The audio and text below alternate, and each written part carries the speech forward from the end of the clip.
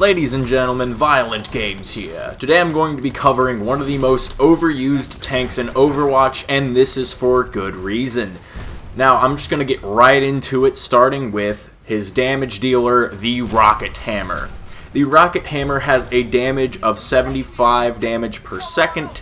It is a melee weapon, so it's not a ranged weapon or anything like that. You do have to get close in order to use it. But what's great about the Rocket Hammer and its DPS is though it may appear low, it is massively consistent and can hit multiple targets at once.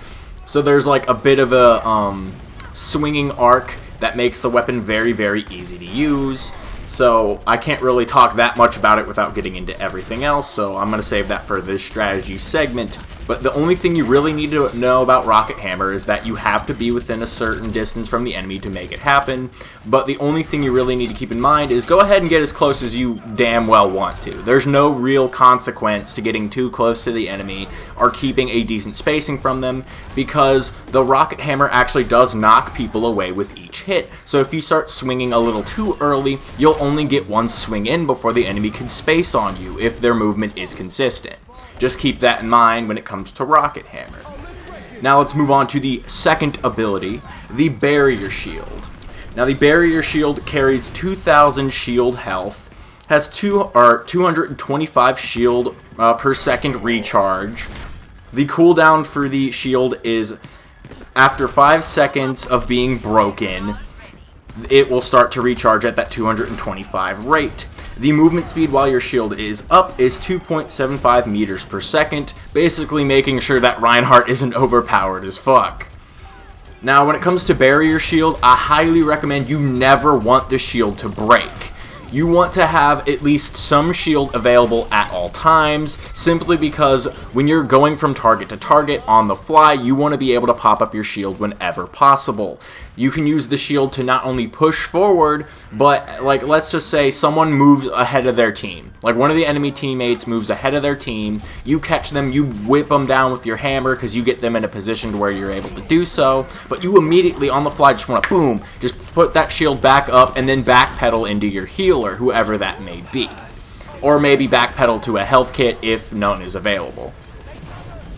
So always, always, always keep your Barrier Shield from breaking. You want at least some to negate some damage from your enemies. You want to push forward when you're trying to close the gap on them.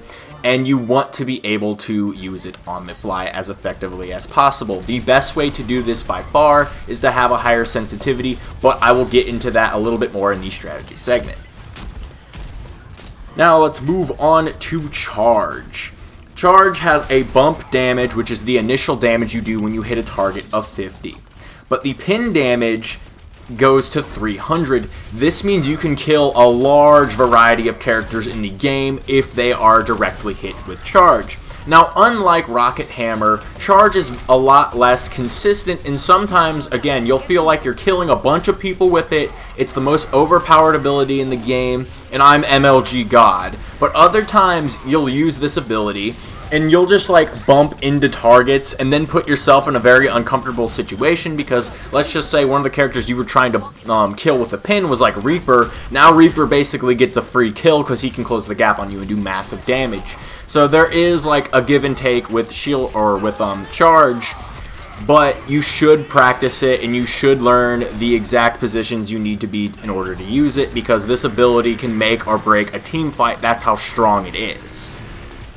Now, when you're charging, your movement speed is 16.66 meters per second, so a bit of a speed up there, just to, you know, add momentum to Reinhardt, and it can be used for spacing or whatever you kind of want to use it. You can also use it after you die to get back into the fight a little bit quicker. This is actually very effective, and everyone usually does this because of how effective it is.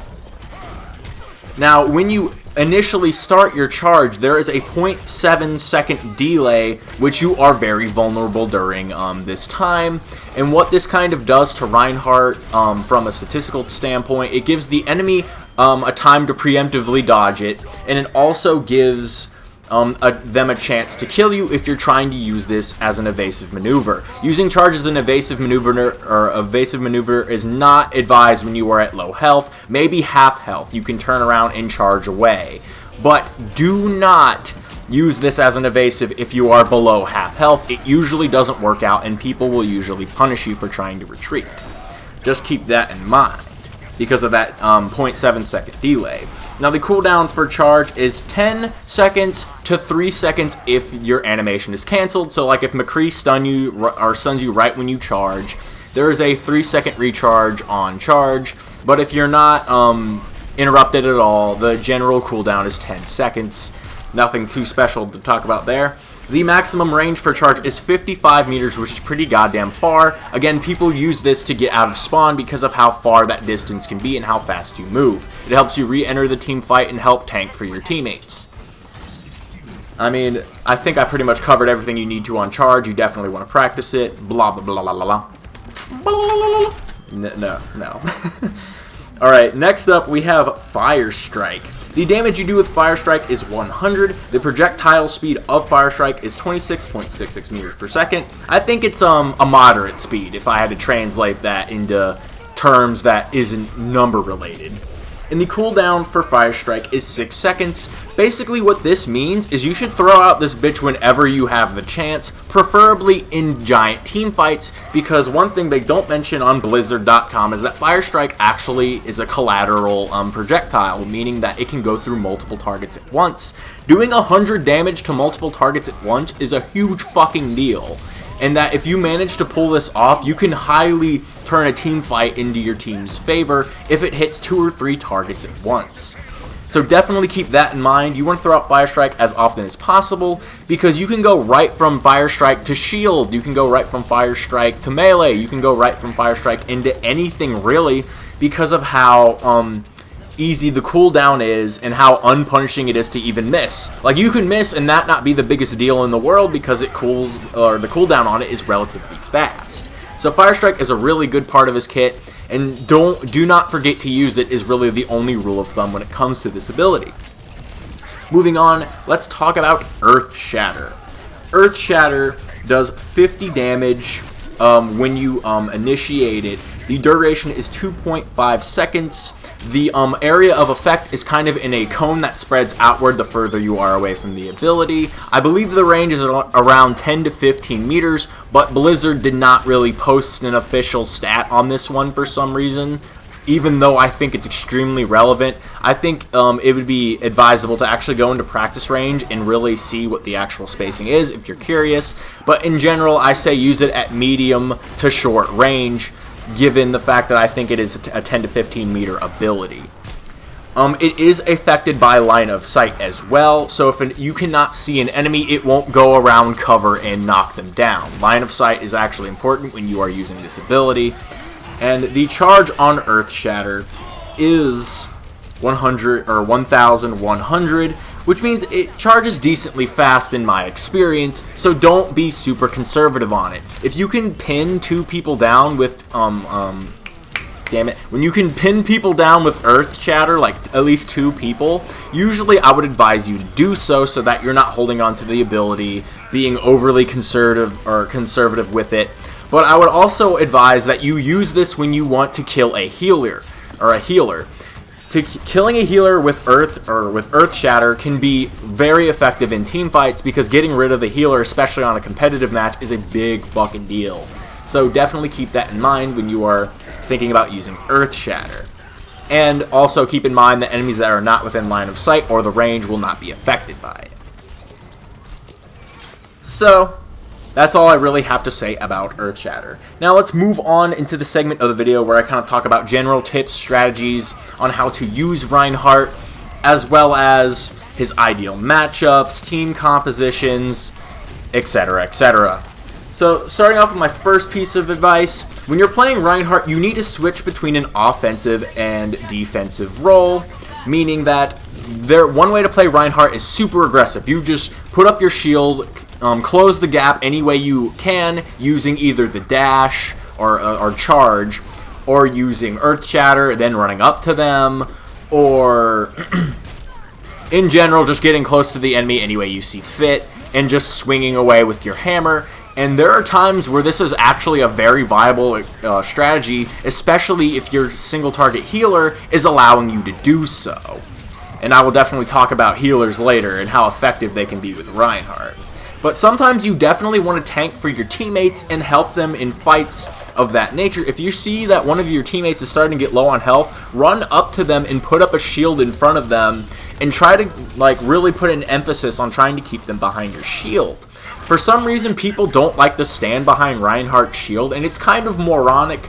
Though due to the size of his character model, this can kind of discourage some players who are not, you know, as adept at keeping up with you or whatever, or depending on where you're strafing, you can kind of obstruct their aim because of how large you are, and that kind of discourages players from going behind the shield. But I encourage you, if you are listening to this, to try to use Reinhardt's shield when it's up as much as possible. It can even negate a lot of the ultimates in the game, including Diva's self-destruct, Junkrat's Tire if it doesn't go off on the other end of you, which a lot of people are smart about and will go behind you to get rid of it.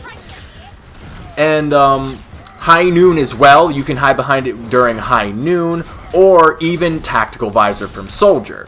So being defensive is actually very important as well, and trying to stay close to your teammates to defend them with your shield is also advisable if the enemy team is very smart at dismantling you. So there's two different ways you need to play Reinhardt. It's completely situational, and you kind of have to learn to adapt to it yourself. There's no clear, telegraphed way to tell when you should use one style over the other. It's kind of something you have to learn to adapt to.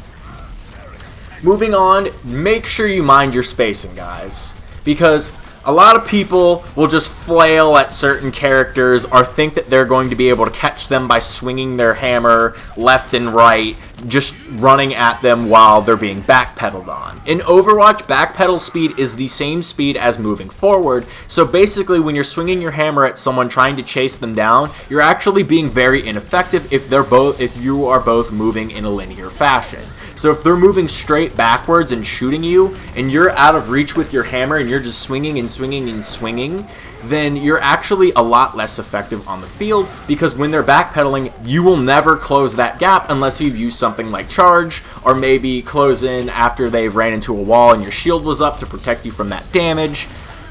Really, really keep in mind that spacing matters with Reinhardt, and also keep in mind that backpedaling is just as fast as regular movement speed. So mind your spacing, kids. It means a lot in Overwatch. Not just for Reinhardt, but a lot of characters, actually. But let's not go off into a side tangent here. Now, point number 3. Your ideal matchups. Now, your ideal matchups with Reinhardt is nearly everyone in the game that you can close the gap on, except for a few characters like Reaper and Tracer. And Pharah, I would say, don't really fall into this category. And to an extent, Lucio, because he can amp it up to get out of the way, but you can also corner him. So that's kind of a neutral encounter in my mind. But that's all I really have to say on ideal matchups. I don't think anyone really stands out as being a direct counter to Reinhardt, except for like snipers or someone who you just kind of catch in a corner. Again, anyone you kind of catch in a corner can't really out DPS Reinhardt except for Reaper. Those are my thoughts on ideal matchups, but what I think is more important to cover is his counters. His counters, I believe, are Pharah, Bastion, Tracer, and Reaper. Why Pharah? Because Pharah can jump in the air and actually shoot around your shield, changing up your priorities and overall being a nuisance. And given that people have trouble killing Pharah on console, that makes her a much more of a bigger threat to Reinhardt, because again, she can fly and dance around her shield, and if you look up to try to get rid of that shield damage, well, now you have to face the wrath of the entire enemy team, given that you're such a big target. So that's why Pharah is a counter number 1. Counter number 2, Bastion. Bastion usually relies on keeping a decent spacing between all heroes to execute them.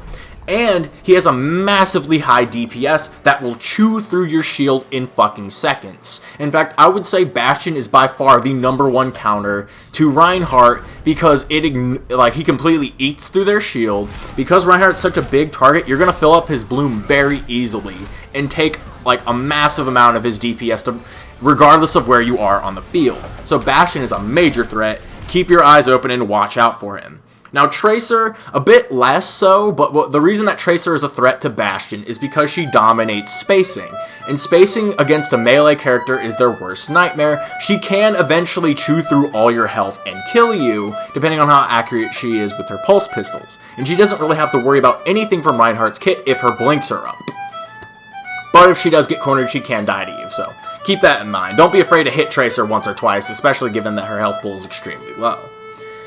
So, why Reaper? Reaper exclusively because his shotguns do a metric fuck ton of damage, and he's not super afraid of getting close to you, and he can easily dominate spacing with Reinhardt. And if you try to charge that 0.6 second delay, he can just throw up his ethereal form and then just follow you back to where you crashed into whatever wall and just kill you. Reaper is very effective against you, though you can distract him a bit using your shield, allowing your teammates to kind of deal with him. So that's why I think Reaper is a counterpick to Reinhardt. So let's talk about team compositions now, point number 5 being, who do I think really works with Reinhardt? When it comes to team compositions, I think by far Mercy and Ana Amari. And by the way, Ana Amari being #1 best friend to Reinhardt ever. Strictly because not only are single target healers really good for tanks, I've always had this opinion, but with Ana Amari, her ultimate can make you like one of the most viable characters in the game exclusively because you have so much health plus a damage resistance. You have improved movement speed, which like actually in my opinion is more effective than the damage buff itself because it allows Reinhardt to be way dominant on spacing, giving him like all of this like viability that he originally didn't have, and I hope I display that in my gameplay, because it is just crazy what you can do with Reinhardt with high mobility. It really makes him a much better character, and her single target healing is better than anyone else, and given the fact that you're such a large target, she can even shoot through your shield to heal you. It's very easy for Ana to heal you regardless of her skill cap because of how large Reinhardt is. That, coupled with Biotic Grenade, she can throw that at you, like, easily, hitting you easily, and then hit you once or twice with a dart, and your health is up, like, in seconds. Like, it is crazy. You can sustain, like, fights against an entire enemy team if your Ana Amari is on fleek, and if the enemy's accuracy is slightly off. You can become immortal if Ana Amari prioritizes healing Reinhardt. It is absolutely fucking insane. And I'm surprised I don't see more of it, but hey, people don't like sniping on console. Now, I think the best combination for team composition by far when it comes to Reinhardt is Ana and Lucio together. Because what you get from this is you get potential for Lucio to use Amp It Up, which makes you a master of spacing, and you get an AoE heal, given that you're usually near the payload or with your team at all times. And that AoE healing over time will definitely heal you up easily, and if Ana even throws a Biotic Grenade anywhere, it's like getting Amp It Up at the same time. So Ana and Lucio are really great together as a whole, but with Reinhardt, it's like fucking heaven. It is so awesome having two healers on the field, even if it's Zenyatta. Like, say it's Ana and Zenyatta, you're still in a very good place as Reinhardt. So a lot of good shit when it comes to healers. Other than that, you can basically be a part of any team composition you like. Just keep that in mind. Anyways, guys, that's all I have to say when it comes to Reinhardt. If you're new to the channel, feel free to... actually, hold on. One thing I need to argue for is for Reinhardt is on console, have high sensitivity. Being able to turn around on the fly completely counters a type of counter to Reinhardt, and what people will usually do for Reinhardt is they will try to get behind his shield and shoot him in the back. When you have high sensitivity, you don't, or you can easily just turn around on the fly and just start dealing damage to that person, getting them the fuck away from you, or turning around really quickly and putting up your shield, then moving towards them menacingly. So, high sensitivity is very preferable, and especially given how forgiving his hammer is, you can easily get away with 100, guys. Even if you don't have control freaks, you can still really take advantage of high sensitivity with Reinhardt. Button layout, pretty much the same. Anyways, guys, that's all I have to say on Reinhardt. I'm sorry for the recent stutter. I like to do my content more freeform than edited. I massively prefer that, even though I do or I'm susceptible to stutters. So anyways, if you're new to the channel, you can subscribe, you can like. I definitely hope we get some support because the console community of this game needs it. If you are returning to the channel, I have a question for you. Or if you're a longtime subscriber, this is a question for you, is how do you feel about me removing the intro? To be honest, guys, I'll be completely real with you. I've kind of beat around the bush on this issue before, but I don't like it. I don't like my intro. I think it's goofy. Yeah, it's some branding, but I don't think it's ultimately necessary when it comes to my content. Please let me know in the comment section below. Thank y'all for watching if you did, and peace out.